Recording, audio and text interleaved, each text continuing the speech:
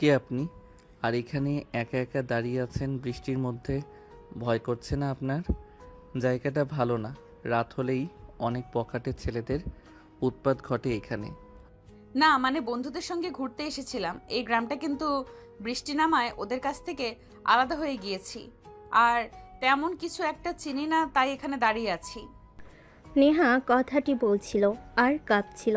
স্বাধীন এটা দেখে নেহার দিকে এগিয়ে যায়। নেহা অজ্ঞান হয়ে স্বাধীনের কোলে ঢলে পড়ে। স্বাধীন তড়িঘড়ি করে নেহাকে ধরে ফেলে, কি করবে বুঝতে পারে না। তাই পাজাকোলা করে তার বাড়ির দিকে নিয়ে যেতে লাগে। বাড়িতে নিয়ে গিয়ে মুখে পানি দিতে লাগে, কিন্তু জ্ঞান ফিরে আসে না। হাত পা ঠান্ডা হয়ে আছে। এইটা দেখে স্বাধীন অনেকটা ভয় পেয়ে যায়। নেহাকে গরম কাপড় দিয়ে ঢেকে দেয়। ঠিক তখনই কেউ দরজার কড়া নাড়ে। স্বাধীন চুকিয়ে যায়। এত রাতে কে আবার এসেছে? তড়িঘড়ি করে দরজা খুলে দেখে অনেক মানুষ, প্রত্যেকের হাতে লাঠি আর টর্চ লাইট। এটা দেখে স্বাধীন ভয় পেয়ে যায়। ঠিক তখনই একটা বৃদ্ধ লোক স্বাধীনের কাছে এসে বলে, বাবা, তোমাকে তো অনেক ভালো জেনেছিলাম আমরা। তোমার বাবা মা অ্যাক্সিডেন্টে করে মারা যাওয়ার পর তোমাকে এই গ্রামে থাকতে দিয়েছি আমরা, আর তুমি কিনা আমাদের মান সম্মান নষ্ট করলে। আঙ্কেল, কি বলছেন এগুলো? কিছুই তো বুঝতে পারছি না আমি। ঠিক তখনই পিছন থেকে একটা ছেলে বলে ওঠে, ওই তো, ওই যে ওই মেয়েটা, ওনাকে তো কোলে করে আনতে দেখলাম জঙ্গলের মধ্যে থেকে। তারপর স্বাধীনকে পাশ কেটে রুমের মধ্যে প্রবেশ করে। বৃদ্ধ মেয়েটার কাছে গিয়ে গায়ে হাত দিয়ে দেখে অনেক জ্বর। স্বাধীনের দিকে রেগে তাকিয়ে স্বাধীনের কাছে এসে ঠাস ঠাস করে দুইটা থাপ্পড় লাগিয়ে দেয়। কি করেছিস তুই? অসুস্থ একটা মেয়ের সুযোগের সদ্ব্যবহার করলেই। মানে কি বলছেন এগুলো আঙ্কেল? কিছুই তো বুঝতে পারছি না আমি। আর আপনারা এত রাতে আমার বাড়িতে? এত রাতে না আসলে তো তোর আসল রূপ দেখতে পারতাম না, যে ভদ্র চেহারার মাঝে লুকিয়ে আছে অভদ্র একটা ছেলে। এই, তোরা দেখছিস কি? মার ওকে।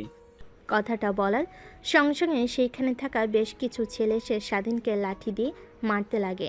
স্বাধীনের শরীরের অনেকটা অংশ কেটে রক্ত বের হতে লাগে। অন্যদিকে ঘরের মধ্যে চিৎকার চেঁচামেচিতে নেহার জ্ঞান ফিরে আসে। মিটমিট করে তাকিয়ে দেখে একটা রুমে সে শুয়ে আছে, পাশে অনেকগুলো লোক দাঁড়িয়ে আছে, একটা ছেলেকে মারছে। নেহাকে জ্ঞান ফিরতে দেখে বৃদ্ধ বলে, মা, তুমি ভয় পেও না, আমরা এসেছি। ও যে এত বড় একটা কাজ করবে কখনো ভাবতেও পারিনি আমরা। তুমি ভয় পেও না, ওকে উচিত শিক্ষা দেব। কি বলছেন এগুলো? কিছুই তো বুঝতে পারছি না। এই থাম তোরাই, এবার ওকে অনেক মেরেছিস, মরে যাবে ছেলেটা। আর তুই গিয়ে এখন ওই কাজী সাহেবকে ডেকে নিয়ে আয়। ঠিক আছে, আমি এখনই যাচ্ছি। বৃদ্ধর কথা মতো সবাই স্বাধীনকে মারা বাদ দেয়। তারপর একটা ছেলে গিয়ে কাজী সাহেবকে ডেকে আনার জন্য স্বাধীন অবাক হয়ে যায়, কি করছে এরা? সঙ্গে সঙ্গে স্বাধীন বৃদ্ধার পা জড়িয়ে ধরে বলতে লাগে, বিশ্বাস করেন আঙ্কেল, আপনারা যা ভাবছেন একদমই ভুল। আমি কিছুই করিনি। আমি পাশের গ্রামে টিউশনি করিয়ে আসছিলাম। পথে বৃষ্টি, তাই ভিজে ভিজে যে বাসায় ফিরছিলাম জঙ্গলের মধ্য দিয়ে আসার সময় হঠাৎ পাশে তাকিয়ে দেখি এই মেয়েটা দাঁড়িয়ে আছে, বৃষ্টিতে ভিজছে। আমি মেয়েটার কাছে গিয়ে কথা বলতে অজ্ঞান হয়ে যায়। বুঝতে পারি না ওইখানেই রেখে আসবো কি না, তাই কোলে করে বাসায় নিয়ে আসি। আপনারা আমাকে ভুল বুঝছেন। হয়েছে, তোর আর কোনো কথা শুনতে চাচ্ছি না আমি। চুপচাপ আমরা যা করছি শুধুমাত্র তাই দেখে যা। অন্যদিকে নেহা সুদর্শক সব কিছু দেখে যাচ্ছে, কোনো কিছু বলছে না। ঠিক একটু পর কাজী সাহেব চলে আসে। তারপর স্বাধীন আর নেহার বিয়ের কার্যক্রম ঠিক করে। তখনই নেহা বুঝতে পারে কি ঘটছে তার সঙ্গে। হারিয়ে গিয়ে চিৎকার করে বলতে লাগে, আপনারা কি পাগল নাকি? আমার মত নেই। আপনারা বিয়ে দিচ্ছেন মানে কি? এইসব আমি এই বিয়ে করতে পারবো না। উম, ছেলে যা বলছে সত্যি। আমি এখানে ঘুরতে এসেছি আমার বন্ধুদের সঙ্গে, বৃষ্টিতে ওদের কাছ থেকে আলাদা হয়ে যাই আমি। আর জঙ্গলের কোনো কিছুই চিনতাম না, তাই ওখানে দাঁড়িয়েছিলাম। ঠিক তখনই ছেলেটার সঙ্গে দেখা হয় আমার। দু একটা কথা বলতেই আমি অজ্ঞান হয়ে পড়ি। তারপর আর কিছু মনে নেই। জ্ঞান ফিরতে ঘরের মধ্যে আবিষ্কার করি আমি আমাকে। নেহার কথা শুনে পাশ থেকে একটা বৃদ্ধ মহিলা বলে ওঠে, হয়েছে চেয়ারম্যান সাহেব, দেখেছেন? শুধু স্বাধীনের দোষ নেই, মেয়েটারও দোষ আছে। দুজনে মিলে আনন্দ ফুর্তি করে চেয়েছিল তারা চলে যাবে, কিন্তু যখন মেয়েটা অজ্ঞান হয়ে যায় স্বাধীন বাসায় নিয়ে আসে, আর আমরা বিয়ে দিচ্ছি, ওনারা মানছেন না। তারপর সেইখানে থাকা প্রত্যেকে নেহাকে বাজে কথা বলতে লাগে। ঠিক তখনই সেইখানে স্বাধীন চিৎকার দিয়ে বলে ওঠে, ওনাকে কেউ বাজে কথা বলবেন না। হ্যাঁ, আমার দোষ। আমি তখন ওনাকে জঙ্গলের মধ্যে একলা পেয়ে রেপ করেছি। আরও কিছু শুনতে চান আপনারা? আর কাজী সাহেব, আপনি বিয়ে পড়ানো শুরু করেন। অন্যদিকে নেহা সেখানে থাকা বৃদ্ধ মেয়েগুলোর কথা শুনে নেহা কান্না করতে লাগে। স্বাধীনের কথা শুনে আরও হাউমাউ করে কান্না করতে লাগে। দেখতে দেখতে কাজী সাহেব বিয়ের কার্যক্রম শেষ করে নেহার অনিচ্ছা থাকতেও সকলেই জোড়াজড়িতে বিয়ে করতে রাজি হয়। দেখতে দেখতে বিয়ে পর্ব শেষ হয়। এক এক করে সবাই রুম থেকে বের হয়ে নিজ নিজ বাসায় চলে যায়, শুধুমাত্র চেয়ারম্যান ছাড়া। দেখ, যা করেছিস করেছিস, কিন্তু এখন থেকে দুইজন সুখে শান্তিতে সংসার কর, এই দোয়াটাই করি। আর হ্যাঁ, একদম চালাকি করবি না। যদি চালাকি করিস আর এই মেয়েটাকে যদি গ্রাম থেকে বের হতে সাহায্য করিস, তাহলে কিন্তু আমরা সবাই তোকে এই গ্রাম থেকে বের করে দেব। আমরা চাই না যে তোর জন্য আরও কোনো মেয়ের সম্মানহানি হোক। ঠিক আছে। তারপর চেয়ারম্যান সাহেব স্বাধীনের বাড়ি থেকে বের হয়ে যায়। স্বাধীন দরজা লাগিয়ে পেছনের দিকে ফিরতে নেহা এসে ঠাস ঠাস করে 2টা থাপ্পড় লাগিয়ে দিয়ে বলতে লাগে, কুত্তার বাচ্চা, তুই কেন বললি যে তুই আমাকে রেপ করতে নিয়েছিলি? তা আমাকে বিয়ে দিয়ে দিল তোর সঙ্গে, না হলে আমি তো এখান থেকে যেভাবেই হোক মুক্তি পেতাম। দেখুন ম্যাম, আপনি শহরে থাকেন, গ্রাম সম্পর্কে তেমন একটা ধারণা নেই আপনার। গ্রামের মানুষ এক কথার বান্দা, তারা যা একবার বলে তা করেই ছাড়ে। আর তারা যেহেতু একবার আমাদেরকে নিয়ে উল্টাপাল্টা সিদ্ধান্ত নিয়েছে, তাহলে আমাদেরকে বিয়ে দিয়ে ছাড়বে তারা। তার জন্যই আমি এই কথাটা বলেছি। আর দেখলেন না, সকলে আপনাকে বাজে বাজে কথা বলছিল, তাই নিজের রাগকে কন্ট্রোল করতে না পেরে তখন বলেছি সরি। সবাই বাজে কথা আমাকে বললে তোর কি আসে যায়? তুই আমার কে হস? এখন আমাকে আর কে বিয়ে করবে? আর দরজা আটকালি কেন? একদম আমার কাছে আসার চেষ্টা করবি না, তাহলে তোর কিন্তু খবর আছে, বলে দিলাম। আমাকে কিন্তু তুই চিনিস না আমি কে। দরজা লাগাবো না তো খুলে রাখবো, ঘরের মধ্যে যে কোনো সময় যে কোনো প্রাণী ঢুকতে পারে, এর কারণে লাগিয়ে দিয়েছি। আর আপনার প্রতি আমার কোনো ইন্টারেস্ট নাই। আপনি চাইলে চলে যেতে পারেন নির্দ্বিধায়। কখনো আপনার কাছে আমি আমার অধিকার নিয়ে যাব না। মনে করবেন যে একটা কালো অধ্যায় মুছে ফেলবেন মন থেকে। হয়েছে, তোকে আর অভিনয় করতে হবে না। এখন সর আমার সামনে থেকে। 2 চোখ যেই দিকে যায় সেই দিকে যাব, কিন্তু একদম তোর বাসাতে আর থাকবো না। আল্লাহই জানে কখন আবার কি হয়, তুই আবার আমার উপর ঝাঁপিয়ে পড়িস কখন, কে জানে। নেহার কথা শুনে স্বাধীন একটা হাসি দেয়, তারপর খাটের উপর গিয়ে বসে পড়ে। নেহা দরজা খুলতে যে বাহিরে এক পা রাখতে যাবে, ঠিক তখনই জোরে সোরে একটা বজ্রপাত হয়। নেহা দৌড়ে স্বাধীনের কাছে এসে স্বাধীনকে জড়িয়ে ধরে। স্বাধীন তাল সামলাতে না পেরে খাটের পর শুয়ে পড়ে নেহাকে নিয়ে। দুজনের ঠোঁটের সঙ্গে ঠোঁটের মাত্র কয়েক ইঞ্চি তফাৎ। ঠিক তখনই আরেকটা বজ্রপাত হতেই নেহা স্বাধীনকে শক্ত করে জড়িয়ে ধরে বুকের সঙ্গে মাথা ঠেকিয়ে নেয়।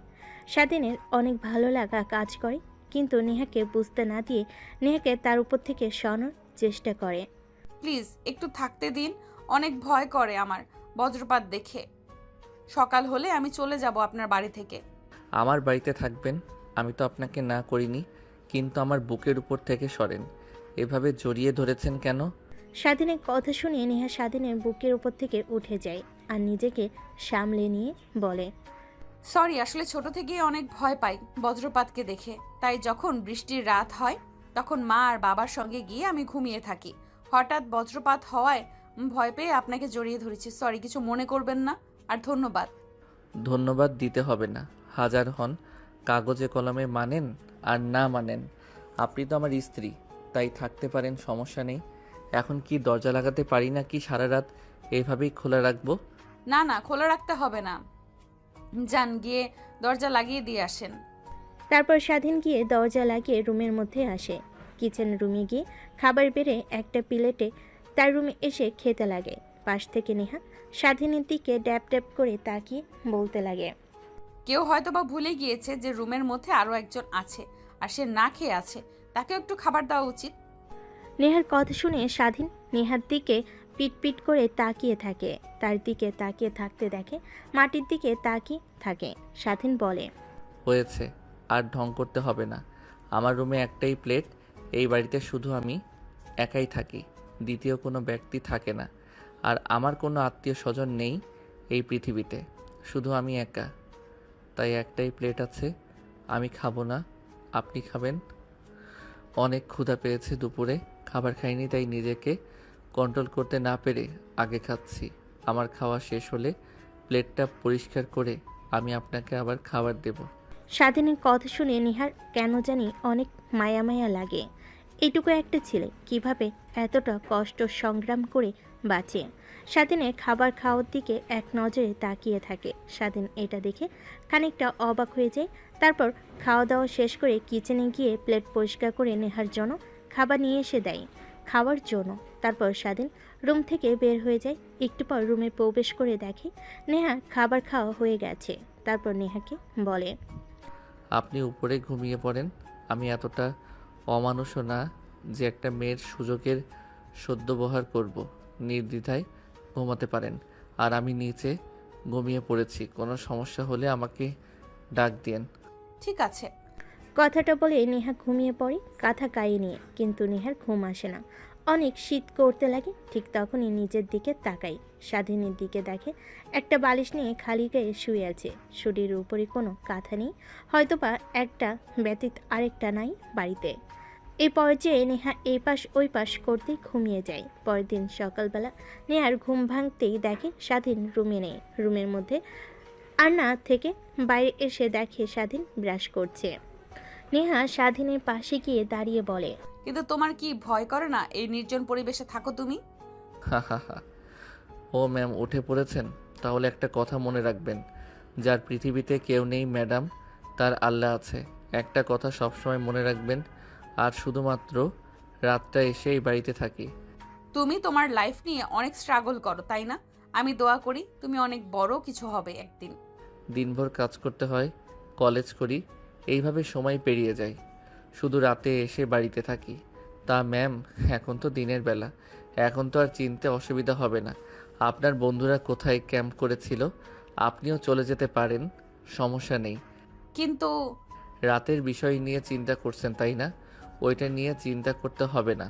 আমি ওইটা একটা কালো রাত ভেবে নিয়েছি। দূর স্বপ্ন একটা ভেবে নেন, তাহলেই হবে। আর আমি আপনার কাছে কখনো স্বামীর অধিকার নিয়ে যাব না।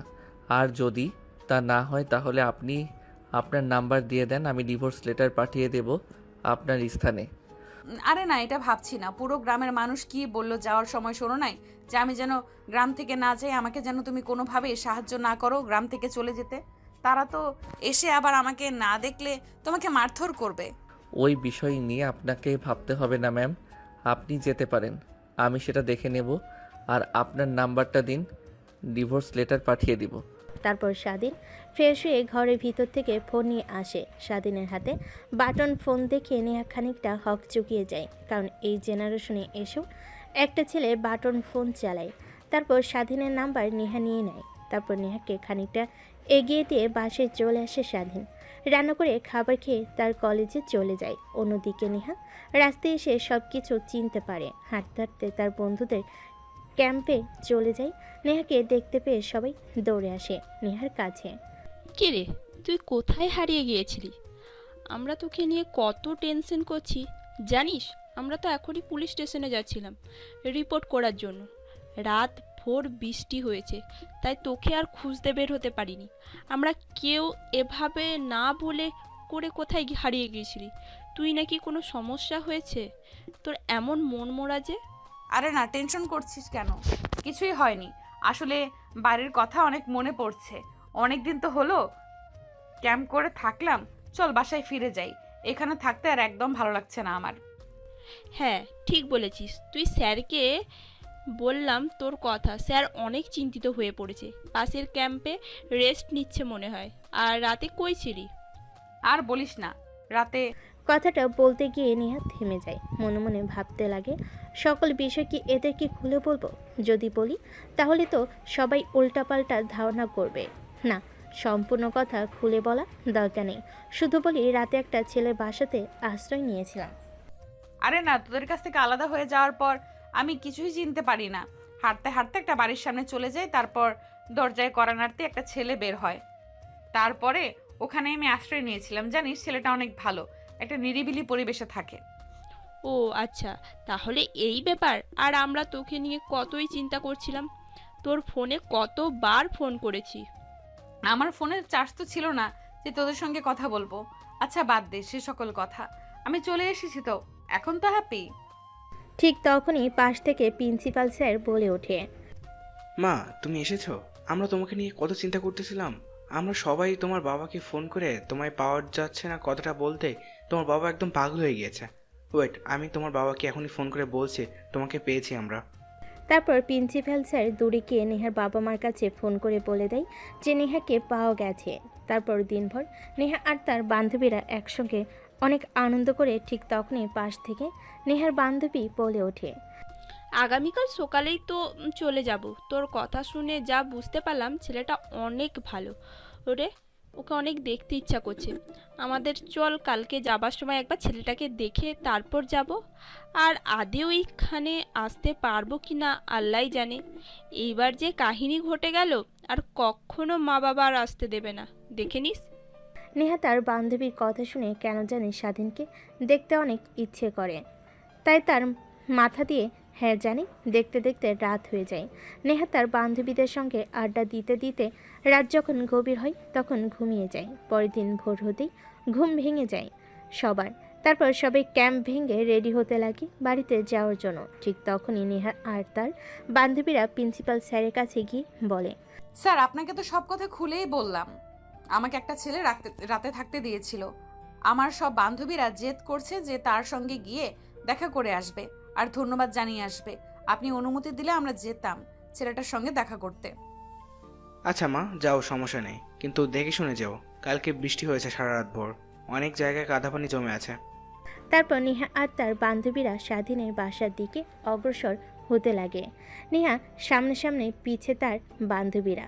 দেখতে দেখতে স্বাধীনের বাড়ির কাছে চলে আসে। দেখে বাসায় তালা লাগানো। নেহা বুঝতে পারে না এত সকালে কোথায় গিয়েছে। আবার ঠিক তখনই পাশ দিয়ে একটা ছেলেকে যেতে দেখে নেহা ছেলেটার কাছে গিয়ে পিছন থেকে ডাক দিতে ছেলেটা নেহার কাছে এসে বলে, ও আপনি এসেছেন? তা স্বাধীন তো বলল আপনি চলে গিয়েছেন, আর আমরা স্বাধীনকে মেয়ের গ্রাম থেকে তাড়িয়ে দিয়েছি। ওর মতো খারাপ ছেলে এই গ্রামে না থাকলে ভালো হয়, আর আপনি আবার এসেছেন। কি কিন্তু কেন মেরে গ্রাম থেকে তাড়িয়ে দিয়েছ? দেখুন, চেয়ারম্যানের রাতে কি বলছিল যে আপনি যদি গ্রাম থেকে চলে যান আর স্বাধীন যদি সাহায্য করে তাহলে তাকে গ্রাম থেকে তাড়িয়ে দেবে। চেয়ারম্যান এক কথার মানুষ, তাই ওকে মেরে কালকে রাতে গ্রাম থেকে তাড়িয়ে দিয়েছে। কোথায় আছে কে জানে। নেহা কথাটা শুনে অনেকটা অবাক হয়ে যায়, কিন্তু ছেলেটাকে কোনো কিছু বুঝতে দেয় না। পাশে দাঁড়িয়ে থাকা নেহার বান্ধবীরা নেহার দিকে অবাক দৃষ্টিতে তাকিয়ে থাকে। এক পর্যায়ে বলেই ফেলে, কি রে, তোর জন্য ছেলেটাকে গ্রাম থেকে তাড়িয়ে দিয়েছে মানে? কিছুই তো বুঝতে পারছি না। বুঝতে হবে না তোদের। ওয়ের ছেলেটার নাম্বার তো আমার কাছে আছে, ফোন করে দেখি কোথায় আছে। অন্যদিকে সকালে যখন নেহা গ্রাম থেকে চলে যায় তখন অনেকেই দেখে ফেলে, কিন্তু কিছুই বলে না। স্বাধীন বিকেলে বাড়িতে ফেলে চেয়ারম্যান আর তার লোকেরা স্বাধীনকে মেরে গ্রাম থেকে তাড়িয়ে দেয়। স্বাধীন অনেক কাকুতি মিনতি জানায়, কিন্তু চেয়ারম্যানের কোনো মায়া হয় না। না, বারবার শুধু একটা কথাই বলে, তোর মতো বাজে ছেলেকে এই গ্রামে থাকতে দেব না। না জানি আবার কোন মেয়ের জীবন তুই নষ্ট করিস। এক পর্যায়ে স্বাধীনকে মারতে মারতে গ্রাম থেকে তাড়িয়ে দেয়। তারপর স্বাধীন বাস স্টেশনে গিয়ে বসে থাকে। তার কাছে একটা টাকাও নেই যে কোনো জায়গায় যাবে, সেখানে এখনও বসে আছে। ঠিক তখনই ফোন বাজতে লাগে। স্বাধীন খানিকটা অবাক হয়ে যায়, কারণ তাকে ফোন করার মতো কেউ নেই, শুধুমাত্র সে যেখানে টিউশনি করেই সেই মেয়েটা বাদে। স্বাধীন উদ্বেগ নিয়ে ফোনটা পকেট থেকে বের করে অচেনা একটা নাম্বার দেখে ফোনটা রিসিভ করে সালাম দিয়ে কানের কাছে ধরতেই ওই পাশ থেকে বলতে লাগে, কোথায় তুমি? স্বাধীন নেহার কণ্ঠ শুনে বুঝতে পেরে যায় যে নেহা কিছু বলতে যাবে। এর আগেই নেহা ও পাশ থেকে বলতে লাগে, কি হলো, কি বলছে? আমার কথা কি তোমার কানে যায়নি? কোথায় তুমি? আর তোমাকে কালকে রাতে বাড়ি থেকে বের করে দিয়েছো? ও আপনি? হ্যাঁ, চেয়ারম্যান আর তার লোকেরা আমাকে বাড়ি থেকে বের করে দিয়েছে। আর এখন বাস টার্মিনালে বসে আছি, বাসের অপেক্ষা করছি। ওখানে বসে থাকো, আমরা আসছি। কথাটা বলে নেহা ফোন রেখে দেয়। স্বাধীন অবাক হয়ে যায়, এই মেয়েটার আবার কি হলো। তারপর নেহা তার বান্ধবীরা তড়িঘড়ি করে গ্রাম থেকে বের হয়ে বাস টার্মিনালের দিকে অগ্রসর হয়। বাস টার্মিনালে গিয়ে দেখে স্বাধীন একটা বেঞ্চিতে বসে আছে, হাতে একটা ব্যাগ। নেহা গিয়ে স্বাধীনের পাশে দাঁড়াতেই স্বাধীন উপরের দিকে তাকিয়ে দেখে নেহা। তারপর নেহাকে উদ্দেশ্য করে প্রশ্ন করে, আপনি এখনো গ্রাম থেকে যাননি? গ্রামের কেউ দেখে ফেললে আপনাকে আবার ওরা উল্টাপাল্টা কথা বলতে পারে। এখনই চলে যান আমাকে নিয়ে, আপনার ভাবতে হবে না, কিছু একটা না একটা হবেই। তা তো বুঝতেই পারছি কি হবে, চলো এখন আমার সঙ্গে। ঠিক তখনই পাশ থেকে নেহার বান্ধবী নেহার হাত ঝান্টা মেরে টান মেরে একটু ফাঁকে নিয়ে সে বলে, তোর মাথা কি পুরোটাই গেছে নাকি? স্যার কি বলছে শুনিসনি? আমাদের ক্যাম্পে কোনো প্রকার ছেলে এলাও নেই, আর তুই একে যদি নিয়ে যাস স্যার অনেক রাগান্বিত হয়ে যাবে। তুই জানিস এটা চেনা নয় জানা নেই অপরিচিত ছেলে। তুই জানিস ছেলেটা আমার কি হয়? নেহার বান্ধবী নেহার কথা শুনে নেহার দিকে বাঁকা দৃষ্টিতে তাকায়। ও আমার স্বামী হয়, বুঝলি? তুই অপরিচিত কেউ না। কি বলছিস? তুই তোর স্বামী হয় মানে? তাহলে শোন, ওই দিন রাতে কি হয়েছিল। তোদেরকে যা বলেছি সব মিথ্যা কথা। তারপর নেহা তার বান্ধবীদের শুরু থেকে শেষ পর্যন্ত বলতে লাগে। সবাই শুনে অবাক হয়, নেহার দিকে তাকিয়ে থাকে। কি করবি? তোর জন্য একটা ছেলের জীবন নষ্ট হয়ে গেল, গ্রাম থেকে তাড়িয়ে দিয়েছে। কই যাবে, কি করবে? এতিম একটা ছেলে, অনেক মায়া লাগছে রে, কিন্তু কি আর করার। তখনই পাশ থেকে নেহার আরেকটা বান্ধবী বলে ওঠে, তোর কথা শুনে যতটুকু বুঝতে পারলাম যে তুই ছেলেটাকে মেনে নিবি না কখনোই, কিন্তু ওর জীবন তো নষ্ট করে লাভ নেই। তোর বাবার তো অনেক অনেক টাকা, তুই নিশ্চয় ছেলেটাকে কিছু একটা করে দিতে পারবি। কিন্তু তার জন্য তো ওর লেখাপড়া করতে হবে। আমার দেখে যা মনে হয় ওই ছেলেটা এসএসসি পরীক্ষা দিয়েছে বোধহয়, পিচ্ছি একটা ছেলে। ওকে তো আর তোর বাসাতেও নিয়ে যেতে পারবি না, কি বলবি তোর বাবা মাকে? আচ্ছা, একটা কাজ করলে হয় না? আমাদের যে ফ্ল্যাটটা আছে, যেখানে আমরা সব বান্ধবীরা মিলে আড্ডা দিই, ড্রিঙ্কস করি, আর মাঝে মাঝে গ্রুপ স্টাডি করি, ওটা তো প্রায় সময় পড়েই থাকে। ছেলেটাকে ওই ফ্ল্যাটটা দিলে কেমন হয়? তুই একদম ঠিক কথা বলছিস, কিন্তু আমরা কোথায় গিয়ে আড্ডা দেবো, ড্রিঙ্কস করব, গ্রুপ স্টাডি করব? কেন ওই ফ্ল্যাটে গিয়ে করব? ফ্ল্যাটে তো আর কম রুম নেই, একটাতেও না হয় থাকবে, অন্য আরেকটাতে আমরা থাকবো। আর ছেলেটাকে দেখে এমনিতেই মনে হচ্ছে ও হাবাগোবা। আরে আমরা তো বলে যাচ্ছি, শুধু যার স্বামী সে তো কিছু বলছে না। প্লিজ নেহা ম্যাডাম, আপনি অন্তত কিছু বলুন। কিন্তু ও যদি কখনো আমার কাছে স্বামীর অধিকার নিয়ে আসে, তখন কি করব? আরে ঢাকায় গিয়ে ওকে ডিভোর্স দিয়ে দিবি, এত টেনশন করছিস কেন? তুই আর ছেলেটাকে দেখ একবার, কেমন বোকা শোকা দেখতে। কখনোই তোর কাছে স্ত্রীর অধিকার নিয়ে যাবে না। যেই ছেলে তোকে রাতে একলা রুমে একা পেয়েও কিছু করেনি, সেই ছেলেকে নিয়ে আবার তুই টেনশন করছিস। নেহা ভাবতে লাগে, হ্যাঁ, ওর বান্ধবী তো ঠিকই বলেছে, যে ছেলে রাতের আধারে একা পেয়ে তার বাসায় কিছু করেনি। নেহা ভাবতে লাগে, হ্যাঁ, ওর বান্ধবীরা তো ঠিকই বলেছে, যে ছেলে রাতের আধারে একা পেয়ে তার বাসায় কিছু করেনি, সে আবার ঢাকায় নিয়ে গিয়ে অজানা জায়গায় আবার আমার পর ঝাঁপিয়ে পড়বে না। তাই নেহা রাজি হয়ে যায় স্বাধীনকে ঢাকা নিয়ে যাওয়ার জন্য। কিন্তু স্যারকে তোরা কিভাবে ম্যানেজ করবি? ওইটা একদম আমাদের হাতে, ছেড়ে দে, আমরা স্যারকে ম্যানেজ করে ফেলবো। তারপর নেহা আর তার বান্ধবীরা স্বাধীনের কাছে চলে যায়। স্বাধীনের ব্যাগে হাত দিয়ে নেহা বলে, চলো আমাদের সঙ্গে। কোথায় যাব ম্যাম? তুমি আর গ্রামে ফিরে যেতে পারবে না। কি করবে এখন? এখন থেকে চলো আমাদের সঙ্গে ঢাকায়, তোমাকে একটা না একটা জবের ব্যবস্থা করে দিব। কিন্তু ম্যাম, ঢাকায় যাওয়ার জন্য তো বাস ভাড়া লাগবে, আমার কাছে তো একটা টাকাও নাই, তাই এখানে বসে আছি, কি করব চিন্তা করছি। আপনারা যান, আমাকে নিয়ে তো ভাবতে হবে না আপনার। স্বাধীনের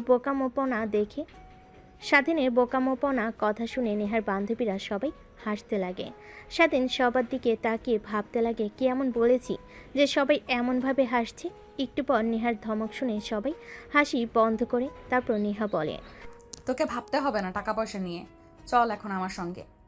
স্বাধীন আর কোনো কথা বলে না। এখানে বসে থাকার থেকে তাদের সঙ্গে ঢাকায় গিয়ে যদি তারা কোনো চাকরির ব্যবস্থা করে দেয়, তাহলে তার জন্য অনেক ভালো হয়। তারপর নেহা তার বান্ধবীদের পিছু পিছু হাঁটতে লাগে। একটু পর সবাই ক্যাম্প যেখানে করেছিল সেখানে চলে আসে।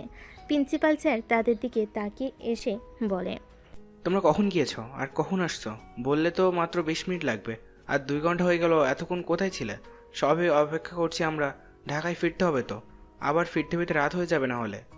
তারপর নেহা আর তার বান্ধবীরা প্রিন্সিপাল স্যারের সঙ্গে স্বাধীনের মোলাকাত করে দেয়।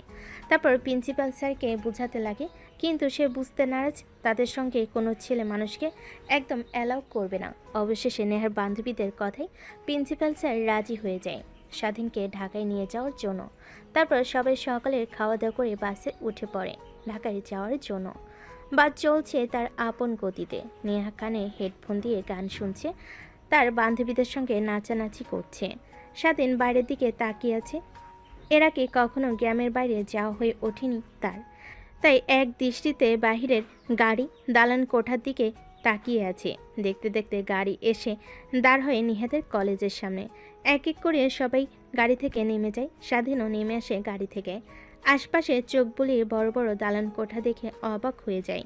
সেদিকে তাকিয়ে থাকে নেহা আর তার বান্ধবীরা স্বাধীনকে দেখে বুঝতে পারে যে সে কখনো এর আগে ঢাকায় আসেনি। তারপর নেহা আর তার বান্ধবীরা স্যারদের কাছ থেকে বিদায় নিয়ে স্বাধীনকে নিয়ে তারা যে ফ্ল্যাটে আড্ডা দিত সেইখানে চলে আসে। আজ থেকে তুমি এখানেই থাকবে, আর কোনো সমস্যা হলে আমার নাম্বারটা তো আছেই, তুমি ওটাতে ফোন করবে। আর তুমি কি লেখাপড়া করো নাকি? তোমাকে তো দেখে মনে হলো যে তুমি লেখাপড়া করো, তখন বলছিলে যে টিউশন করাও। হ্যাঁ, এইবার এসএসসি দিয়েছি, রেজাল্ট পেয়েছি, আলহামদুলিল্লাহ A+ এসেছে। কিন্তু কেন? তাহলে তো হয়ে গেল, তোমাকে এখানে ভালো একটা কলেজে ভর্তি করিয়ে দেব। আর তুই ভালো টাকা পয়সা নিয়ে টেনশন করিস না। আর জীবনে বড় হতে হলে লেখাপড়া করতে হবে, লেখাপড়ার অবদান অপরিসীম।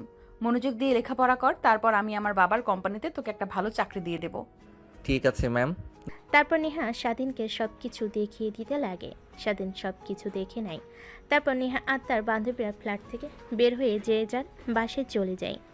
নেহা বাসে গিয়ে তার বাবা মার সঙ্গে দেখা করে রুমে গিয়ে ফ্রেশ হয়ে একটা লম্বা ঘুম দেয়। ঘুম থেকে উঠে দেখে রাত 8টা বেজে গেছে। অন্যদিকে স্বাধীন রাত হয়ে যাওয়ায় অনেক ক্ষুধা লাগে। সে কি করবে বুঝে উঠতে পারে না। সে নেহাকে ফোন করবে, কিন্তু ফোন করতে গিয়ে দেখে তার ফোনে টাকা নেই। তাই রুমে বসে থেকে বই বের করে পড়তে লাগে। অন্যদিকে নেহা খাওয়া দাওয়া করে 10টার দিকে রুমে আসে। বই বের করে পড়তে নিলে তখনই মনে পড়ে স্বাধীনের কথা। ছেলেটা কি খেয়েছে না খেয়েছে এটাই ভাবতে লাগে। ফোনটা হাতে নিয়ে ফোন করে স্বাধীন ফোন রিসিভ করতে নেহা বলে, কিরে, তুই কি কিছু খাওয়া দাওয়া করেছিস নাকি? না ম্যাম, এইখানে তো কিছু চিনি না, আর আমার কাছে টাকাও নেই যে বাহিরে গিয়ে খাবার খেয়ে আসবো। তুই তো রান্না করতে পারিস, চিকেন। রুমে গিয়ে দেখ, সেখানে সব কিছু আছে।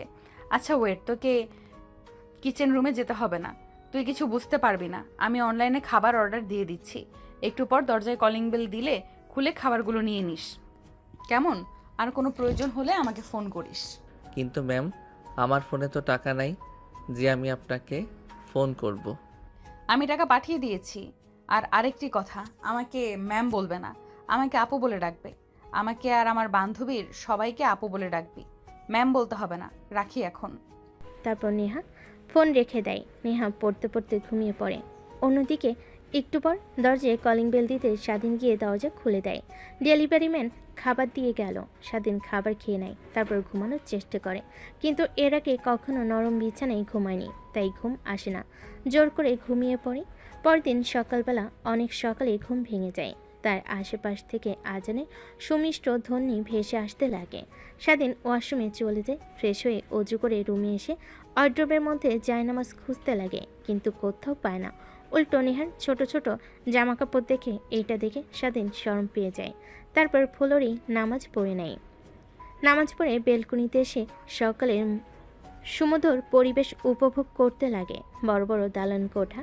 এই দালান কোঠার কাছে তাকে একদমই ছোট দেখায়। অন্যদিকে নেহা তার মার ডাকে ঘুম ভেঙে যায়। মা, এত সকাল সকাল ডাকাডাকি করছো কেন? রাত ভোর করেছি, একটু ঘুমাতে দাও তো। আরে ঘড়ির দিকে তাকিয়ে দে, কত বাজে? 9টা বাজছে। কলেজে যাবি না? অনেক দিন তো হলো বাহিরে দিয়ে ঘুরে আসলি। ও মা, কি বলো, 9টা বেজে গেছে? তারপর নেহা তড়িঘড়ি করে ওয়াশরুমে চলে যায়। ফ্রেশ হয়ে বাহিরে এসে রেডি হয়ে কাঁধে ব্যাগ নিয়ে বাড়ি থেকে বের হতে যাবে, ঠিক তখনই খাবার টেবিল থেকে নেহার মা বলে ওঠে, কি রে মা, এমন হকচকিয়ে কোথায় যাচ্ছিস? খাবার তো অন্তত খেয়ে যা, তোর কলেজ শুরু হতে এখনো অনেক সময় আছে। না মা, সময় নেই, এক্সট্রা ক্লাস আছে। বাই বাই, আল্লাহ হাফেজ। নেহার আবার কি হলো? কখনো দেখলাম না লেখাপড়ার প্রতি এতটা সিরিয়াস হতে, আজ যেমন ভাব দেখাচ্ছে। আরে বাদ দাও না, তুমি শুধু শুধু মানুষদের সন্দেহ করো। তোমার অফিসের সময় পার হয়ে যাচ্ছে, তাড়াতাড়ি খেয়ে অফিস যাও। তারপর নেহা গাড়ি নিয়ে নিজের ড্রাইভ করতে করতে তাদের ফ্ল্যাটে চলে আসে। দরজায় গিয়ে কড়া নাড়তেই স্বাধীন দরজা খুলে দেয়। স্বাধীন নেহাকে হাঁপাতে দেখে বলে, কি হয়েছে ম্যাম, এমনভাবে হাঁপাচ্ছেন কেন? ওই হাঁপাচ্ছি এখনো, তুই ফ্রেশ হসনি? কই ম্যাম, আমি তো অনেক আগে উঠেছি, নামাজ পড়েছি, বাহিরে বেলকনিতে গিয়ে দাঁড়িয়ে থেকে শহর দেখেছি আর রুমের মধ্যে বসে থেকেছিলাম। তুই তো রান্না করতে পারিস, এদিকে কিচেন রুম আর এটা হলো টিভি। তারপর নেহা স্বাধীনকে সব কিছু দেখিয়ে দিতে লাগে। সব দেখিয়ে দেওয়া হলে নেহা সোফায় বসে টিভি অন করে। স্বাধীন পাশে বসে পড়ে। তারপর নেহা স্বাধীনকে প্রশ্ন করে, আচ্ছা, তোর কোনো আত্মীয় স্বজন নেই? আর তোর বাবা মা অ্যাক্সিডেন্ট করে কিভাবে মারা গেল?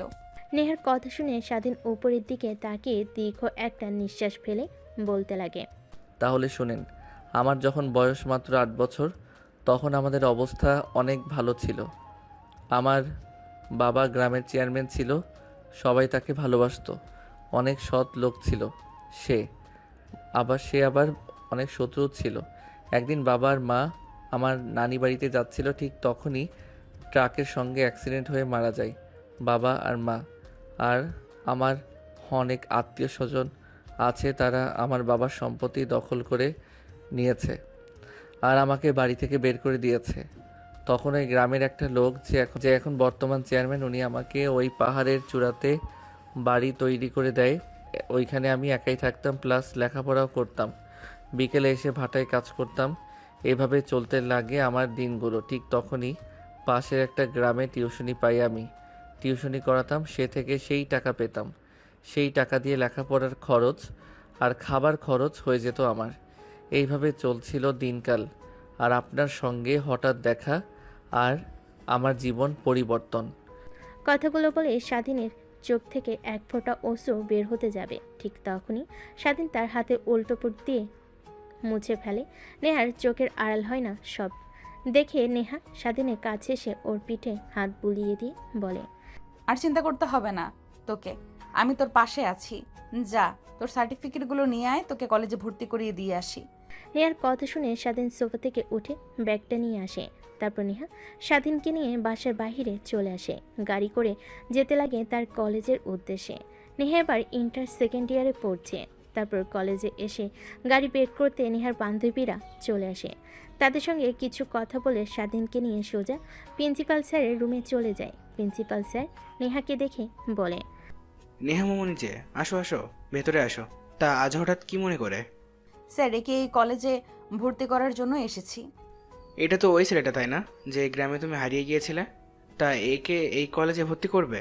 যে গ্রামের ছেলে, এর তো অত টাকা পয়সা আছে কিনা যে এই কলেজে পড়বে? স্যার, এটা নিয়ে আপনাকে ভাবতে হবে না। আপনি হয়তোবা ভুলে গেছেন যে আমার বাবা এই কলেজের প্রতিষ্ঠাতা। আমি যাকে চাই তাকেই ভর্তি করাবো। আপনি শুধুমাত্র ফর্মালিটিগুলো দেখবেন, আর টাকা পয়সা নিয়ে টেনশন করতে হবে না আপনার। আরে মা, ভুল হচ্ছে। কেন, ছেলেটার দিকে একবার তাকাও, দেখো কীরকম পোশাক আশাক পরিধান করে, চুলের স্টাইল সবার সঙ্গে মানিয়ে নিতে পারবে না, আর কলেজের রিপুটেশন নষ্ট হবে। স্যার, এটা নিয়ে আপনাকে ভাবতে হবে না। আপনি এগিয়ে যা বলবেন আপনি তাই করেন। তারপর প্রিন্সিপাল স্যার নেহার জোড়াজুড়িতে স্বাধীনকে কলেজে ভর্তি করে নেয়। তারপর প্রিন্সিপালের রুম থেকে বের হয়ে আসে নেহা। তারপর স্বাধীনকে নিয়ে সোজা চলে যায় শপিং মলে। স্বাধীনকে বেশ কিছু জামাকাপড় কিনে দেয়। সেলুনে নিয়ে গিয়ে মাথার চুল সুন্দর করে কেটে দিতে বলে। তারপর নেহা বাইরে গিয়ে অপেক্ষা করতে লাগে। একটু পরে সেলুন থেকে বের হতেই নেহা অবাক হয়ে যায়। মাশাল্লাহ, আমার জুনিয়র বরকে তো দেখতে অনেক কিউট। শুধু গ্রামের পরিবেশে থাকতো দেখে তেমন ভালো দেখায়নি। এই নেহা, কি ভাবছিস তুই এসব? ও তোর জুনিয়র, আর তুই ওকে মেনে নিতে পারবি না কখনোই তোর সঙ্গে। কথাটা নিজে নিজে বলে নেহা নিজের মাথায় আলতো করে টোকা দেয়। জোরে লাগাতে ব্যথাতে আহ করে ওঠে। কি হয়েছে ম্যাম আপনার? আরে তোকে কতবার বলবো আমাকে আর আমার বান্ধবীকে ম্যাম বলে ডাকবে না, আপু বলে ডাকবি। ঠিক আছে ম্যাম। ও সরি আপু। নেহা রাগী দৃষ্টিতে তাকাতে স্বাধীন মুচকি একটা হাসি দেয়। স্বাধীনের হাসি দেখে নেহা দ্বিতীয়বার ক্রাশ খায়। তারপর রেস্টুরেন্টে গিয়ে খাওয়া দাওয়া করে স্বাধীনকে নিয়ে ফ্ল্যাটে চলে যায়। ফ্ল্যাটে গিয়ে নেহা সোফার উপর বসে পড়ে। স্বাধীন কিচেন রুমে গিয়ে শরবত বানিয়ে নেহাকে দেয়। অবাক হয়ে স্বাধীনের হাত থেকে শরবত খেয়ে ফেলে। ঠিক তখনই নেহার ফোনে কল আসে। ফোন রিসিভ করে কানের কাছে ধরতেই ওপাশ থেকে নেহার বান্ধবীরা বলে, কিরে, স্বামীকে পেয়ে একদম আমাদেরকে ভুলেই গেলি। কি বলছিস এসব? তোরা স্বামীকে পেয়ে তোদের ভুলে গিয়েছি মানে? আর কে স্বামী? হয়েছে, তোকে আর ঢং করতে হবে না। দিব্যি তো ফ্ল্যাটে নিয়ে গিয়ে এনজয় করছিস আর অভিনয় করছিস, তাই না? দেখ, একদম উল্টাপাল্টা কথা বলবি না। ওকে কলেজে ভর্তি করিয়ে দিয়ে শপিং মলে গিয়েছিলাম ওর জন্য পোশাক কিনে দেওয়ার জন্য। তা ম্যাম, এখন আপনি কোথায়? কই আর থাকবো, ফ্ল্যাটে। ফ্ল্যাটে কি করছেন? নিশ্চয়ই জুনিয়র হাজবেন্ডকে নিয়ে এনজয় করছেন। ডিস্টার্ব করলাম? রাগিয়ে রাখি? দেখ সাথী, একদম রাগাবি না বলে দিলাম। ও, বুঝতে পেরেছি। তাহলে এখনো এনজয় শুরু করেননি। তাহলে ম্যাম দয়া করে দরজাটা খুলবেন, আমরা ফ্ল্যাটের দরজার সামনে দাঁড়িয়ে আছি। নেহার বান্ধবী কথাটা বলতে নেহা গিয়ে দরজা খুলে দেয়। দরজার ওই পাশে নেহার সকল বান্ধবী নেহার রেগে সাথীর দিকে তাকাতেই সাথী নেহাকে পাশ কাটিয়ে সবাই এসে বসে পড়ে। নেহা দরজা লাগিয়ে সাথীর কাছে এসে ওর গলা চেপে ধরে বলতে লাগে, কুত্তি, এই কি সব উল্টাপাল্টা কথা বলছিস তুই? ও আপু আপনারা চলে এসেছেন। আর নেহা আপু আপনি সাথী আপুকে মারছেন কেন? আরে কই মারছি? এইটাকে মারা বলে না, এটাকে আদর বলে। আর তুই যা এখন তোর রুমে। আচ্ছা আপু, তোমরা হয়তো অনেক ক্লান্ত। আমি তোমাদের জন্য শরবত বানিয়ে নিয়ে আসছি। কথাটা বলে স্বাধীন কিচেন রুমে চলে যায় শরবত তৈরি করার জন্য। নেহা সাথীকে মারা বন্ধ করে দিয়ে সোফায় বসে তার বান্ধবীদের সঙ্গে আড্ডা দিতে লাগে। ঠিক তখনই পাশ থেকে সাথী বলে ওঠে, কিরে, একদম চেঞ্জ করে ফেলেছিস। ছেলেটাকে এখন একদম চেনাই যাচ্ছে না। কি কিউট! আমি তো দেখে রীতিমতো ক্রাশ খেয়ে ফেলেছি। আচ্ছা, তুই যদি না মেনে নিস তাহলে আমাকে দে, আমি ওকে বিয়ে করে নেব। কথাটা শুনে নেহা তার বান্ধবীর দিকে রাগী দৃষ্টিতে তাকায়। কেন জানি না, সাথীর বলা কথা অনেক খারাপ লাগে তার। একটু পর স্বাধীন হাতে শরবত নিয়ে আসে। তারপর এক এক করে সবাই শরবত নিয়ে খেতে লাগে। বাহ, আমাদের জুনিয়র দুলাভাই দেখছি অনেক ভালো, শরবত বানাতে পারে। তা দুলাভাই কই থেকে শিখেছেন? আমাদেরকেও একটু শিখাবেন কি? দেখ, একদম বাড়াবাড়ি হচ্ছে কিন্তু। আর স্বাধীন, তুই রুমে গিয়ে পড়তে বস, দরজা লাগিয়ে। যে পর্যন্ত আমি গিয়ে না ডাকছি সেই পর্যন্ত খুলবি না। নেহার রাগী কথা শুনে স্বাধীন সেখান থেকে রুমে গিয়ে দরজা লাগিয়ে পড়ার টেবিলে গিয়ে বই পড়তে লাগে। অন্যদিকে বাহিরে নেহার বান্ধবী নেহাকে বলে, ছেলেটাকে এইভাবে কথাগুলো না বললেও পারতি। আমাদের সঙ্গে কথা বলছে, এনজয় করছে, সারাক্ষণ রুমের মধ্যে বসে থাকে। ওকে পাঠিয়ে দিলি কেন? আমরাও তো ওর বড় বোনের মতন। দেখ, আমি চাই না আমাদের জন্য ওর লেখাপড়ায় ক্ষতি হোক। ও আমাদের বুদ্ধিমান একটা ছেলে, ও বড় হয়ে অনেক ভালো কিছু হবে। তো প্লিজ ওকে এইসবের মধ্যে আনিস না। ও নেশা জগতে পা দিলে বের হতে পারবে না। তারপর নেহা আর তার বান্ধবীরা ডান্স করতে লাগে বক্সে গান দিয়ে, নাচতে লাগে। স্বাধীন এইটা দেখে বক্সের সাউন্ড কমানোর জন্য দরজা খুলে বের হয়ে দেখে সবাই পাগলের মতো নাচানাচি করছে। স্বাধীন বুঝতে পারে সকলে ড্রিঙ্কস করেছে। তার গ্রামের অনেক উৎসবে অনেক ছেলেরা মদ খেত, তাই আর কোনো কথা না বলে স্বাধীন রুমে এসে পড়তে লাগে। এইভাবে অনেকটা সময় পার হয়ে যায়। রাত যখন অনেক গভীর হয়ে যায় তখন দরজায় কর্নারের শব্দ পায়। বুঝতে পারে হয়তো নেহা এসেছে, তাই দরজা খোলার সঙ্গে সঙ্গে স্বাধীনের গায়ের উপর শুয়ে পড়ে আর বলতে লাগে, সোনা, তুমি কোনো ভয় পেও না। নেহা তোমাকে ডিভোর্স দিয়ে দিলে আমি তোমাকে বিয়ে করব, নিজের করে নেব। কথাটা বলে যে স্বাধীনকে কিস করতে যাবে, ঠিক তখনই দরজা খুলে ভিতরে প্রবেশ করে নেহা। এটা দেখে নেহা রেগে স্বাধীনের ওপর থেকে সাথীকে সরিয়ে ঠাস ঠাস করে থাপ্পড় লাগিয়ে দেয়। তোর কত বড় সাহস আমার স্বামীর দিকে নজর দিস? সর এখান থেকে। আমার স্বামীও একদম নজর দিবি না। যদি নজর দেস তাহলে তোর চোখ উপরে আমি মার্বেল খেলবো। আরে তুই তো বলি ওকে মানিস না স্বামী হিসাবে, তাহলে এইসব বলছিস যে? আর তুই যদি ডিভোর্স দিয়ে দিস আমি ওকে বিয়ে করব। So cute. কথাটা বলে যে স্বাধীনের দিকে এগোতে যাবে, সাথী ঠিক তখনই পিছন থেকে নেহা সাথীর চুল ধরে বাহিরে বের করে দেয়। দরজা লাগিয়ে গুটি গুটি পায়ে স্বাধীনের দিকে এগিয়ে আসতে লাগে আর বলতে লাগে, কুত্তার বাচ্চা, নিজের বউকে দেখে বউয়ের বান্ধবীর সঙ্গে উল্টাপাল্টা কাজ করতে তোর একদমই বাতলো না? আপু কি বলছেন এসব? আমি তো কিছুই করিনি। আর আপনি আমার দিকে এইভাবে এগিয়ে আসছেন কেন? দেখেন আপনি মাতাল হয়ে আছেন, উল্টাপাল্টা কিছু করবেন না। আর আপনারা এত খারাপ, বাসার মধ্যে মদ খান। কই একটু একটু ড্রিঙ্কস করেছি, এর থেকে বেশি কিছু না। এখন আমি আমার অধিকার আমাকে বুঝিয়ে দে তুই। কিসের অধিকার ম্যাম? আপনি তো আমাকে স্বামী হিসেবে মানেন না, তাহলে এসব কথা এর মধ্যে আসে কেন? প্লিজ ছাড়েন আমাকে আর রুম থেকে বের হয়ে যান। কথাটা বলে নেহা স্বাধীনের উপরে ঝাঁপিয়ে পড়ে। স্বাধীন তাল সামলাতে না পেরে খাটের উপর শুয়ে পড়ে। নেহা স্বাধীনকে কিস করতে লাগে, অনবরত পা দিয়ে স্বাধীনের পায়ে স্লাইড করতে লাগে। স্বাধীন উত্তেজিত হতে লাগে। এক পর্যায়ে নেহার কোনো রেসপন্স পায় না স্বাধীন। মিটমিট করে তাকিয়ে দেখে নেহা ঘুমিয়ে গেছে, অনেক ড্রিঙ্ক করে মাতাল হয়ে গিয়েছে আর এখন ঘুমিয়ে পড়েছে। তাই স্বাধীন কোনো মতে নেহার নিচ থেকে সরে যায়। তারপর নেহাকে ভালোভাবে শুইয়ে দিয়ে নেহার পাশে ঘুমিয়ে পড়ে। পরের দিন নেহার ঘুম ভাঙতে নিজেকে আবিষ্কার করে স্বাধীনের বুকের মধ্যে। এটা দেখে অনেকটা রাগ হয় নেহার। স্বাধীনের কাছ থেকে ছাড়া পেয়ে ধাক্কা দিয়ে ফ্লোরে ফেলে দেয়। হঠাৎ ফ্লোরে পড়ে যায়। স্বাধীনের ঘুম ভেঙে যায়। অবাক দৃষ্টিতে সামনে নেহার দিকে তাকিয়ে থাকে। কুত্তার বাচ্চা, তোকে একটু সুযোগ দিয়েছি আর তুই সুযোগের সদ্ব্যবহার শুরু করেছিস।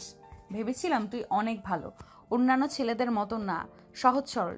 কিন্তু তুই যে এই সহজ সরল চেহারার মধ্যে ভয়ঙ্কর একটা চরিত্র লুকিয়ে আছে সেটা তো আর আমি জানি না। দেখুন আপু, আপনি আমাকে ভুল ভাবছেন। আপনি যা ভাবছেন তা একদমই হয়নি।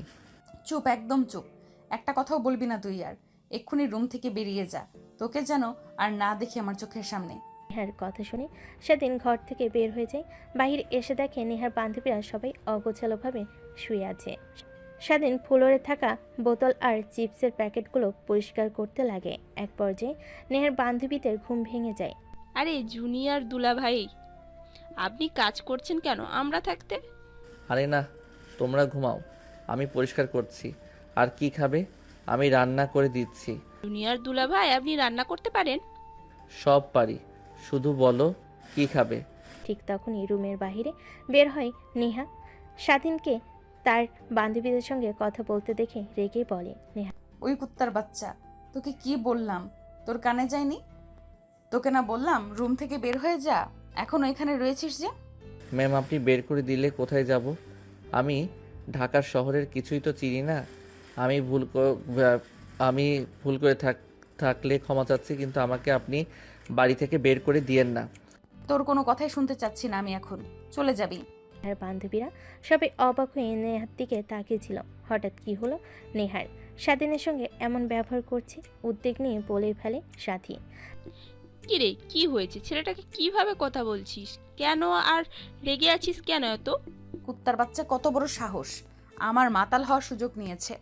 আর কি বলছিস? কিছুই তো বুঝতে পারছি না, সব কিছু মাথার উপর দিয়ে যাচ্ছে। বুঝিয়ে বল অন্তত। তারপর নেহা তার বান্ধবীদের শুরু থেকে শেষ পর্যন্ত বলতে লাগে। এটা শুনে সবাই হা হা করে হাসতে লাগে। আমার কথা কি তোদের জোকস মনে হচ্ছে যে তোরা হাসছিস? জোকস নয় তো কি? তোর স্বামী তোকে স্পর্শ করবে না তো আমাদের স্পর্শ করবে?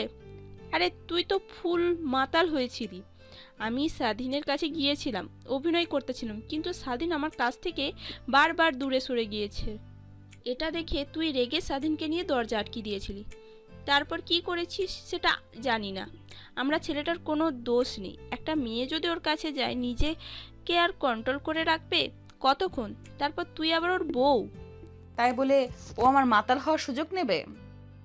আরে তোর ঠোঁটের লিপস্টিক স্বাধীনের অনেকটা জায়গায় লেগে আছে, ঘাড়ে, কপালে, ঠোঁটে, কিন্তু তোর কোনো জায়গাতেই ওর স্পর্শ নেই। দেখেছিস তো? তুই ওকে জোর করেছিস, ও না। নেহা নিজেও অবাক হয়েছে, কি এমন বলেছে যে সবাই হাসছে। তারপর নেহা নিজে নিজে ভাবতে লাগে, হ্যাঁ ঠিকই তো বলেছে। নেহা ভাবতে দেখে সাথে নেহার কাঁধে হাত রেখে বলে, আরে ভয় পেতে হবে না, যা এখন ছেলেটাকে কোথায় আছে গিয়ে নিয়ে আয়। ও তো ঢাকা শহরের কিছুই চেনে না, আবার হারিয়ে না যায়। তারপর নেহা ফ্ল্যাটের বাইরে এসে স্বাধীনকে খুঁজতে লাগে। অন্যদিকে নেহার বান্ধবীরা ঘর পরিষ্কার করতে লাগে। বাইরে এসে দেখে স্বাধীন একটা গাছের নিচে বসে আছে আর কি যেন ভাবছে। নেহা পাশে গিয়ে বসতে স্বাধীন পাশ ফিরে তাকিয়ে দেখে নেহা। সরি তোকে ভুল বোঝার জন্য, আসলে আমারই ভুল ছিল। কিন্তু আপু আমাদের মধ্যে কিছুই হয়নি। আপনি মাঝপথে গিয়ে অজ্ঞান হয়ে গিয়েছিলেন আর আমি স্বস্তি নিঃশ্বাস ফেলে আপনাকে খাটের উপর শুয়ে দিয়ে আমি পাশে ঘুমিয়ে পড়েছিলাম। অনেক ক্লান্ত ছিলাম তাই। সত্যি বলছিস তুই? হা হা, এক সত্যি 3 সত্যি। আর যদি আপনার সঙ্গে কিছু হতো তাহলে তো আপনি বুঝতেই পারতেন, তাই না? তারপর নেহা ভাবতে লাগে। হ্যাঁ, স্বাধীন তো ঠিকই বলেছে। যদিও আমার সঙ্গে উল্টাপাল্টা কিছু করে তাহলে তো আমার শরীরে ব্যথা হয়ে থাকবে, কিন্তু কোনো ব্যথা নেই, শরীরে কোনো পরিবর্তন নেই। আসলে তোকে ঘুম থেকে উঠে দেখে অবাক হয়ে গেছিলাম, রেগে লাথি দিয়েছিলাম। সরি, চল এখন রুমে। সরি বলতে হবে না। আর আমি বুঝতে পেরেছিলাম আপনি আপনার ভুল বুঝতে পারলে আসবেন। আর আপনি ছাড়া আমার এই পৃথিবীতে কেউ নেই আপু। কথাটা বলেই স্বাধীন কান্না করতে যাবে। এর আগেই নেহা আজ স্বাধীনের কাঁধে হাত রেখে বলে, সরি তো বলছি, তারপরও এমন করছিস কেন? চল, আর কখনোই তোকে ভুল বুঝবো না। তারপর নেহা স্বাধীনকে নিয়ে ফ্ল্যাটে চলে যায়। ফ্ল্যাটে ঢুকতেই নেহার বান্ধবীরা চলে যায়। নেহা ওয়াশরুমে গিয়ে গোসল করে নেয়। বাইরে এসে পোশাক পরিবর্তন করে বাইরে আসে। দেখে স্বাধীন টেবিলে খাবার রেখে দিয়ে বসে আছে। আপু আসুন বসুন, আমি রান্না করেছি আপনার জন্য, খেয়ে তারপর না হয় যাবেন। আর ওই আপুগুলো কোথায় গেল? তোমাদের না বললাম আমি রান্না করব, আপনারা খেয়ে যাবেন, কিন্তু চলে গেল যে? আরে ওরা বাসায় চলে গেছে, আর আমাকেও যেতে হবে। ওয়েট, খাবার খেয়ে তারপর যাই। তারপর নেহা আর স্বাধীন দুজন মিলে খাবার খেতে লাগে। খাওয়া দাওয়া শেষ করে যাবার সময় নেহা বলে, নতুন পোশাক পরে রেডি হয়ে থাকবি, একটু পর আমি তোকে ফোন করলেই নিচে যাবি, তারপর তোকে নিয়ে কলেজে যাব। ঠিক আছে আপু। তারপর স্বাধীনের কাছ থেকে নেহা চলে যায়। বাসে গিয়ে দরজায় কলিং বেল দিতে কাজের মেয়ে এসে দরজা খুলে দেয়। নেহা তার রুমের দিকে যেতে যাবে, ঠিক তখনই বসার রুম থেকে নেহার বাবা বলতে লাগে, নেহামা এদিকে আয়, তোর সঙ্গে কিছু কথা বলার আছে। হ্যাঁ বাবা বল, হ্যাঁ বাবা বলো, আমাকে আবার কলেজে যেতে হবে। দেখ মা, তুই আমাদের আদরের একমাত্র মেয়ে, তোকে কখনো এমন কোনো কথা বলিনি যাতে তুই কষ্ট পাস। যখন যা চেয়েছিস তাই দিয়েছি, কিন্তু দিন দিন তোর ব্যবহার কেমন যেন হয়ে যাচ্ছে। আমার একদমই ভালো লাগছে না। আমি ভালো করে জানি বন্ধু বান্ধবীদেরকে নিয়ে আনন্দ ফুর্তি করার বয়স এইটা তোর। তোরা একটা ফ্ল্যাট কিনেছিস সব বান্ধবীরা মিলে, ওইখানে গিয়ে আড্ডা দিস, কিন্তু ইদানিং তোর সঙ্গে নাকি একটা ছেলেকে দেখা যাচ্ছে। তুই আমাদের কলেজে গিয়ে তাকে ভর্তি করে দিয়েছিস। প্রিন্সিপাল স্যার ওকে ভর্তি করতে চাচ্ছিল না, তারপরেও তুই জোড়াজোড়ি করে ভর্তি করে দিয়েছিস। নেহা তার বাবার কথা শুনে হকচকিয়ে ওঠে। আমতা আমতা করে বলতে লাগে, বাবা কে বলেছে তোমাকে? হ্যাঁ, আমরা একটা ফ্ল্যাট নিয়েছি এটা সত্যি, কিন্তু একটা ছেলেকে নিয়ে কই আমি করছি। কলেজে নিয়ে গিয়েছিলাম যে ছেলেটাকে, ওইটা হচ্ছে আমার ফ্রেন্ডের ছোট ভাই, ওকে কলেজে ভর্তি করে নেই প্রিন্সিপাল স্যার, তাই রেগে নিয়ে গিয়েছিলাম আমার সঙ্গে। ঠিক আছে, আমি এই বিষয় নিয়ে প্রিন্সিপাল স্যারের সঙ্গে কথা বলছি। আর তোমাকে যেন আর ওই ছেলেটার সঙ্গে না দেখা যায়। ঠিক আছে বাবা। তারপর নেহা তার বাবাকে জড়িয়ে ধরে গালে একটা চুমু দিয়ে রুমে চলে যায়। রুমে ব্যাগে বই নিয়ে বাইর হয়ে আসে। তার বাবার কাছ থেকে বিদায় নিয়ে সোজা চলে যায় তাদের ফ্ল্যাট বাড়ির সামনে। স্বাধীনকে ফোন দিতে নিচে নামে আসে। স্বাধীনকে দেখে নেহা তৃতীয়বারের মতো ক্র্যাশ খায়। আমার জুনিয়র জামাই দেখছি দিন দিন অনেক কিউট হচ্ছে, আল্লাহ জানে কত পেতনি ওর দিকে নজর দিবে। আজ সবাইকে একদম শেষ করে ফেলবো। যদি কেউ খারাপ দিকে তাকায় 2-1 দিন আগে কিংবা পরে হোক, ওকে আমি মেনে নেবই। থাক নেহা, কি ভাবছিস এসব? তোর সঙ্গে কখনোই ওর যায় না। আপু চলো, কি ভাবছো? আমি কখন গাড়িতে উঠে বসেছি, কলেজের সময় তো পেরিয়ে যাচ্ছে, চলো। তারপর নেহা স্বাধীনকে নিয়ে চলে যায় কলেজের দিকে। কলেজে গিয়ে পার্কিং লটে গাড়ি রেখে স্বাধীনকে তার ক্লাসরুম দেখিয়ে দেয়। তারপর নেহা তার বান্ধবীদের সঙ্গে কি আড্ডা দিতে লাগে। স্বাধীন মনোযোগ দিয়ে ক্লাস করতে লাগে। ক্লাস করা শেষ হলে কলেজ ঘুরে দেখার জন্য বাইরে আসে। দেখে নেহা তার বান্ধবীদের সঙ্গে একটা গাছের নিচে বসে আড্ডা দিচ্ছে। স্বাধীন গিয়ে পাশে দাঁড়াতে নেহার বান্ধবী সাথী বলে ওঠে, কি রে নেহা, একদম দেখি আমাদের জুনিয়র দুলাভাইকে চেঞ্জ করে ফেলেছিস। গ্রাম থেকে কি নিয়ে এসেছিলি আর কি বানিয়ে ফেলেছিস। এখন তো তোকে দেখে অনেক হিংসা হচ্ছে আমার। তুই যাই করিস, ডিভোর্স দিলে আমার কাছে তুলে দিস, ওকে? আমি বিয়ে করে নেব, তারপর আমাদের কিউট কিউট কয়েকটা বাচ্চা হবে ওর মতন। সাথীর কথা শুনে নেহা নিজের অজান্তে সাথীকে একটা থাপ্পড় দিয়ে ওঠে। কি রে, তোর ক্লাস নেই? বাইরে দিয়ে করছিস কেন? হ্যাঁ আপু, ক্লাস আছে, কিন্তু কলেজটা দেখার জন্য বের হয়েছি। আচ্ছা তোমরা আড্ডা দাও, আমি কলেজে দেখি। হ্যাঁ ঠিক আছে, যা ঘুরে দেখ কলেজটা, কিন্তু হ্যাঁ একটা কথা মনে রাখবি, একদমই মেয়েদের দিকে তাকাবি না আর মেয়েদের সঙ্গে কথা বলবি না। স্বাধীন মাথা দিয়ে হ্যাঁ জানে।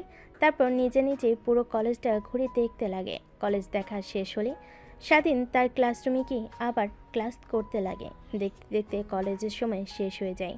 কলেজ ছুটি দিলে স্বাধীন ক্লাসরুমের বাইরে এসে সোজা কলেজ গেটের বাইরে দাঁড়িয়ে থাকে। নেহার অপেক্ষা করতে লাগে, কিন্তু নেহার কোনো নাম গ্রন্থ পায় না। ঠিক তখনই তার ফোন করে নেহা। আপু কই আপনি? আর কতক্ষণ ধরে এখানে দাঁড়িয়ে আছি, আপনার তো কোনো দেখাই পাচ্ছি না। বান্ধবীদের সঙ্গে রেস্টুরেন্টে চলে এসেছি। তুই একটা কাজ কর, তোকে আগামীকাল কিছু টাকা দিয়েছিলাম না, ওই টাকা দিয়ে সোজা বাসায় চলে যাবি। এদিক ওইদিক একদমই ঘোরাফেরা করবি না। আর রাস্তা তো চিনিস না, চিনলে রিক্সাওয়ালাকে আমাকে বললি তোকে নিয়ে যাবে। ঠিক আছে, আর আপনি কি ফ্ল্যাটে যাবেন না? না, বাসায় যাব। ও তো তোর সঙ্গে থাকলে মা বাবা সন্দেহ করতে পারে। রাখি এখন, আর কোনো সমস্যা হলে আমাকে ফোন করিস। তারপর স্বাধীন গাড়ির জন্য অপেক্ষা করতে লাগে, কিন্তু কোনো রিক্সা ফাঁকা পায় না। এক পর্যায়ে একটা রিক্সা ফাঁকা দেখতে পায়। স্বাধীন রিক্সাওয়ালাকে ডাক দিয়ে দেয়।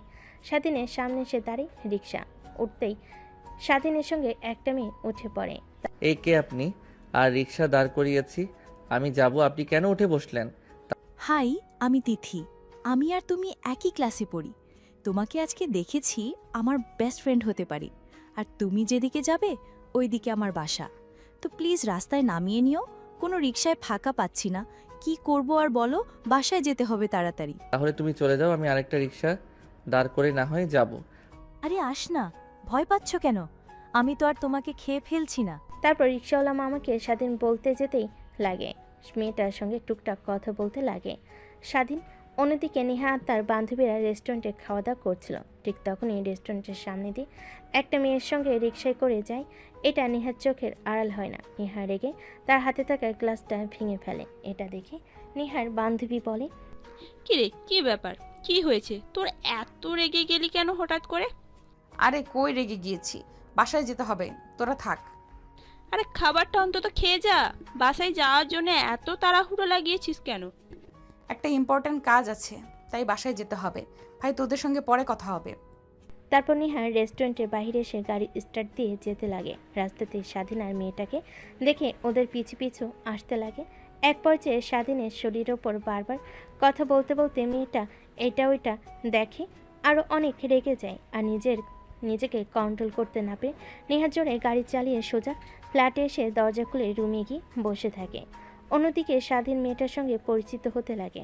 এই অল্প কিছুক্ষণের মধ্যে স্বাধীন বুঝতে পেরে যে মেয়েটা অনেক মিশুক। তারপর মেয়েটা তার বাসার কাছে আসতেই রিক্সা থেকে নেমে যায়। স্বাধীনকে পায়ে জানিয়ে তারপর রিক্সা যেতে লাগে তার আপন গতিতে। বাসার সামনে আসতে রিক্সাওয়ালাকে ভাড়া দিয়ে ভিতরে প্রবেশ করে। তারপর ভিতরে ফ্ল্যাটের দরজা খুলে ভিতরে ঢুকে পড়ে। রুমে গিয়ে ব্যাগ রেখে পাশে তাকিয়ে দেখে নেহা তার দিকে অগ্নিদৃষ্টি নিক্ষেপ করে তাকিয়ে আছে।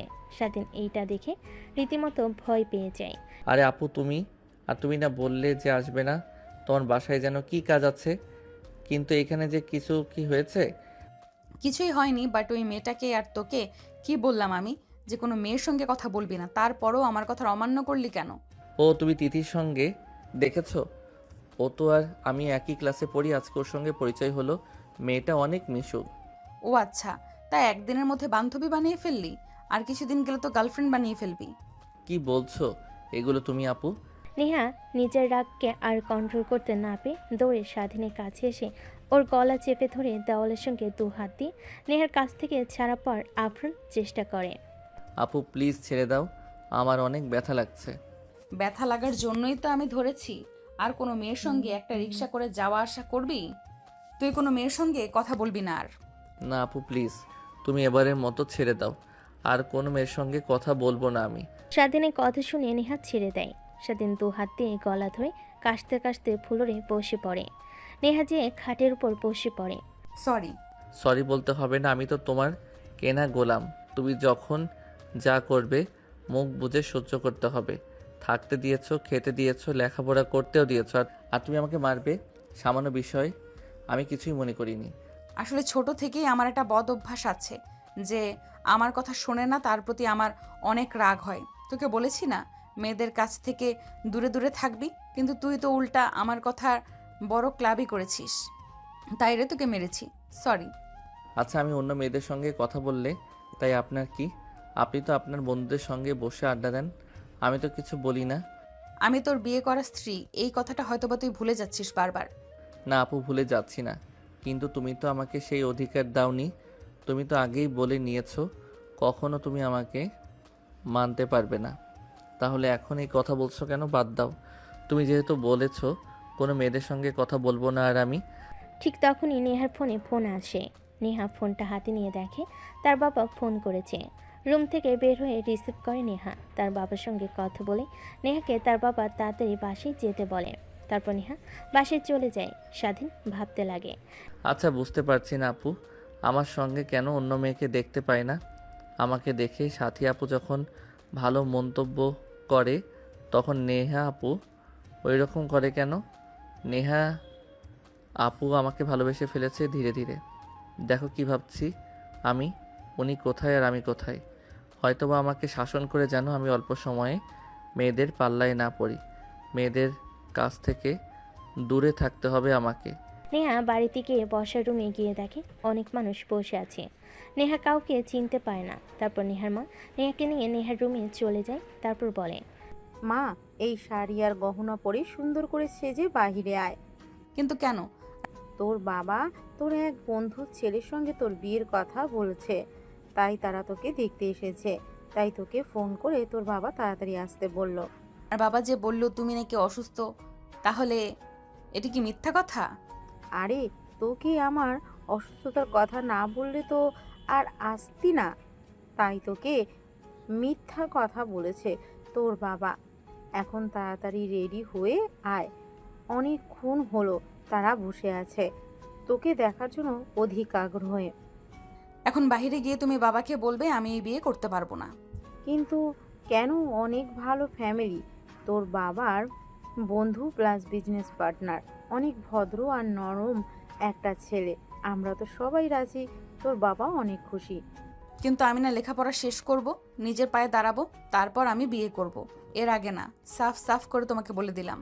দেখ মা, তোর বাবা তো অনেক রাগী, এটা তো তুই জানিস। তোর বাবার মাথায় রাগ উঠলে কিন্তু তাকে কন্ট্রোল করা যায় না। এখন এত কথা না বলে তাড়াতাড়ি রেডি হয়ে নিচে আয়, তারপর না হয় বিষয়টা নিয়ে আলোচনা করা যাবে। এখন তো তোর বাবার মান সম্মান রক্ষাতে আয়। যাও, আসছি, শুধুমাত্র তোমার কথাতে। কিন্তু আমি বিয়ে করতে রাজি, কিন্তু নয়। লক্ষ্মী মা আমার, আয়। শাড়ি আর গহনার দিকে তাকাতে স্বাধীনের কথা মনে পড়ে। আর ছেলেটার সঙ্গে একদমই বেশি বেশি করা হয়ে গিয়েছে। তারপর শাড়ি আর গহনা পরিধান করে নেয়। তারপর সিঁড়ি দিয়ে নিচে নেমে বসার রুমে এসে বসে পড়ে। বিআই সাহেব, আপনাকে তো বললামই আমার মেয়েকে দেখলে রিফাত বাবা আর না করতে পারবেন না। বাবা হ্যাঁ বলবেই। তা এখন বিয়ের ব্যাপারটা নিয়ে কথা বলি নাকি? সামনের দিকে এই বিষয়টা নিয়ে আগানো যায়। নেহা তার বাবার কথা শুনে অনেক রেগে যায়। রেগে উঠে দাঁড়ায়। তারপর নেহা চিৎকার দিয়ে বলে ওঠে, আমি এই বিয়ে করতে পারবো না। আর হ্যাঁ, আমি আগে থেকেই বিবাহিত। নেহার কথা শুনে সবাই নেহার দিকে বড় বড় দৃষ্টিতে তাকায়। কি বলছে মেয়ে এটা? তারপর নেহা সেখানে আর এক মুহূর্ত না দাঁড়িয়ে সোজা তার রুমে চলে আসে। অন্যদিকে নেহার বাবা সবার সামনে মাথা নিচু করে বসে থাকে। এক পর্যায়ে সবাই রুম থেকে চলে যায়। নেহার বাবা নেহার প্রতি অনেক রাগ করতে লাগে। যাও, তোমার মেয়েকে এইখানে নিয়ে আসো। আর এত মানুষের মধ্যে আমার মাথা নিচু করতে ওর কি একটুও বুক কাটলো না? যেরকম তুমি সেরকমই মেয়ে, দুজন একদম এক হয়েছে। আমি তোমার আর তোমার মেয়ের মাঝখানে নেই। কি করবে তোমরা জানো? আমি গেলাম এখান থেকে। তারপর নেহার মা নেহার রুমে গিয়ে তার বাবা ডাকছে বলে সেখান থেকে চলে যায়। নেহা বসের রুমে এসে দেখে কেউ নেই। তারপর সোফায় বসতে নেহার বাবা বলে, বিয়ে করেছিস মানে? তুই কবে বিয়ে করলি? আর আমরা জানতে পারলাম না একটাবারও? হ্যাঁ বাবা, আমি বিয়ে করেছি, আর বিপদে পড়ে বিয়ে করতে হয়েছে। তোমরা মানো আর না মানো, আমি ওকে স্বামী হিসেবে মেনে নিয়েছি। কে ওই ছেলে? পরিচয় কি? ওর বাবা দাদা কি করে? বাবা প্লিজ, তুমি কিছু বলবে না। আগে আমার সম্পূর্ণ কথাটা শোনো, তারপর তুমি যা বলো তাই করব। নেহা তার বাবাকে শুরু থেকে শেষ পর্যন্ত বলে মনোযোগ দিয়ে নেহার প্রত্যেকটা কথাই শুনতে থাকে। নেহার বাবা বলে, এখন তুমি বলো, আমি কি করেছি, ঠিক করেছি কিনা ভুল? তুই তো আমার কাছে নিয়ে এসে পরিচয় করিয়ে দিলেও পারতি। আচ্ছা, ও তো তোদের ফ্ল্যাটে আছে তাই না?